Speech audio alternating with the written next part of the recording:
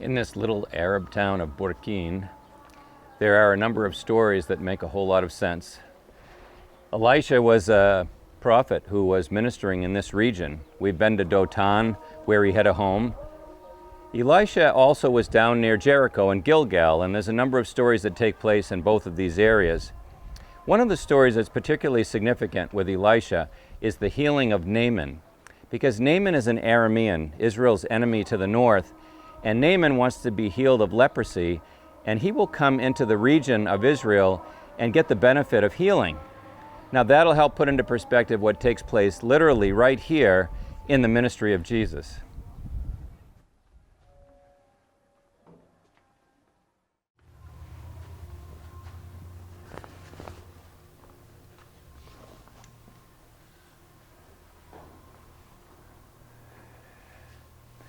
This is a chapel that's dedicated to the healing of the 10 lepers in Jesus' ministry. So don't forget, Elisha healed Naaman. Elisha lived in this area. Elisha is someone who fed 100 people miraculously. Jesus feeds 5,000 people miraculously. You're getting background to the ministry of Jesus as you study Elisha's ministry. If you come over here, you'll see a picture devoted to the healing of the 10 lepers.